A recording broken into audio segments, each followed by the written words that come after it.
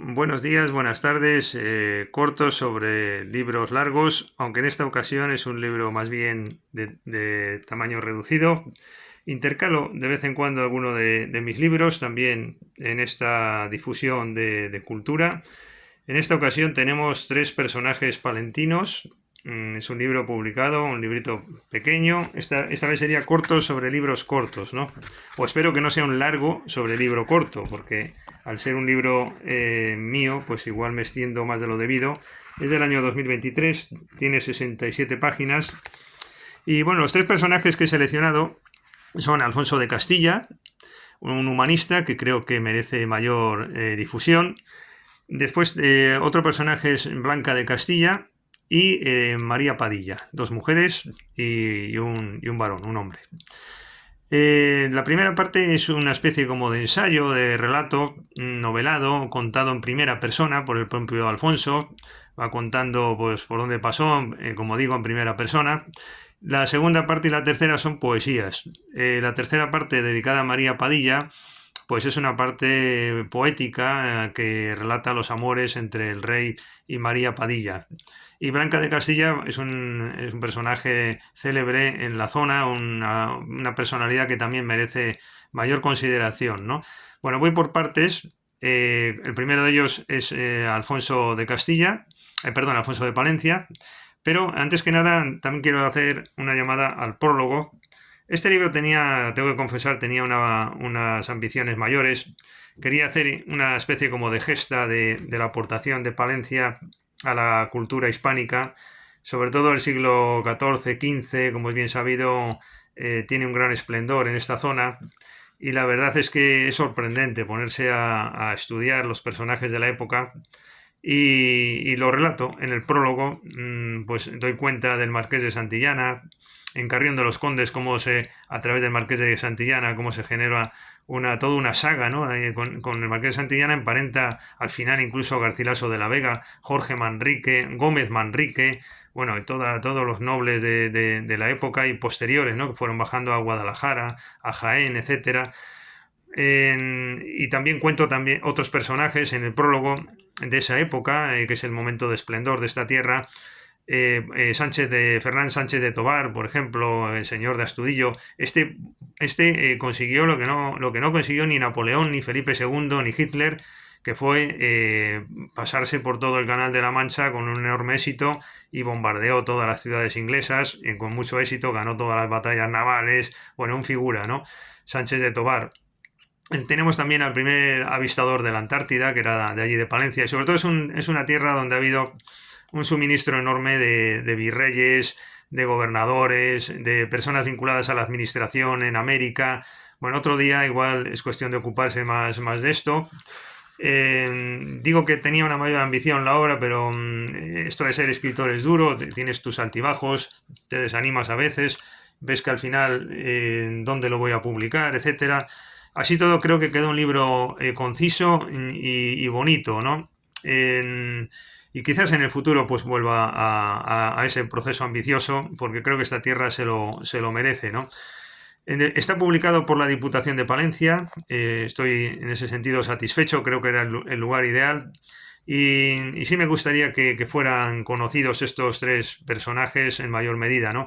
Alfonso de Castilla, no me quiero enrollar demasiado, pero es un humanista de la época, tiene la típica vida del personaje ilustre del momento, con que sucedían tantas cosas, ¿no? Como ahora, no como ahora, que la vida parece que es más monótona, más lineal. En estos momentos, pues, había grandes avatares, ¿no? En la vida de cualquier persona. Ese nació en Palencia, como dice su propio nombre, ¿no? Alfonso de Palencia. No habla muy bien de ella en alguno de sus libros, de la ciudad.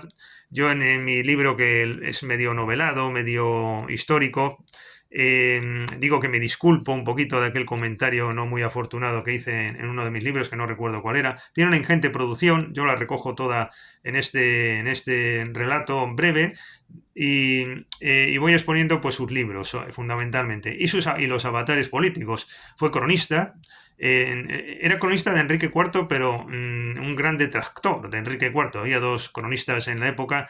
También se vinculó a Alfonso de Palencia, a Alfonso el Infante, con todo aquello de la farsa de Ávila, etcétera, que no resultaron victoriosos porque ganó el bando al final de Enrique IV, pero fue un momento interesante de la historia de Castilla. Y en este bando estaba también, por ejemplo, Gómez Manrique. Se fundó una corte de intelectuales de mucho interés. Y creo que recuerda que fue en la batalla de Olmedo donde se impone Enrique IV. Y bueno, en definitiva, Alfonso de Palencia pues no tuvo suerte en esa contienda. Se vinculó después a Fernando el Católico, más que a Isabel, pese a ser un castellano de pro. Y había sus cosas también entre Isabel y Fernando, y eso pues a Isabel la católica no le gustó demasiado, ese posicionamiento a favor de Fernando más que de Isabel, y de hecho quedó un poco postergado. Isabel empezó diciendo que sus obras iban a ser revisadas, sus crónicas, y finalmente pues Isabel la católica prefirió a Fernando del Pulgar. Alfonso de Palencia quedó algo fuera de la vida política de la corte por primera vez en su vida, después de haber pasado por Italia, por Sevilla, después estar en tierras castellanas de un lado para otro, siendo cronista, vinculado siempre al poder, realizando una labor intelectual impresionante. Los libros son maravillosos. Bueno, y antes de que se me olvide, la gran gesta de Alfonso de Palencia: tiene el primer diccionario latino, romance o latino-español o castellano de la historia, en 1492, creo recordar, y creo recordar que murió después en 1495. Esto es todo una gesta, es un hito, no es muy conocido. Creo que se descubrió un parte de ese diccionario en Norteamérica, creo recordar, o vinculado a una persona que hizo investigaciones y lo puso de manifiesto. Pero bueno, este es un personaje realmente fascinante, y a él le he dedicado la primera parte de este librito.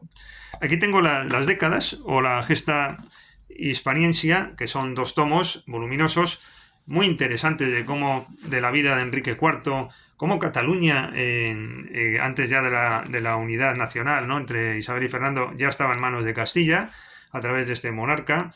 Esto es un dato desconocido. Aquí se va contando pues la vida y los hitos políticos la vida de Enrique IV y los hitos políticos de todo ese momento histórico. Y es un libro apasionante. Son 2 tomos, aquí tengo el otro tomo también. Y bueno, pues si tuviéramos tiempo nos dedicaríamos a leer algunos de los pasajes. Es una información de primera mano, muy en contra de Enrique IV. Todo es el gran mal de la época para Alfonso de Palencia, etcétera, ¿no? Bueno, el segundo personaje es Blanca de Castilla, que también merecería vídeos por separado, pero no me quiero extender más de la cuenta. Llevamos ya 8 minutos casi. Blanca de Castilla, personaje fascinante. En el plano intelectual se debe muchísimo a Blanca. Pasó a ser la reina consorte en Francia, porque su marido, el rey de Francia, murió tempranamente. A ella se debe el impulso de Notre Dame, de la Sorbona. Yo creo que también desde París impulsó mucho la Universidad de Palencia, su creación por su padre, el rey.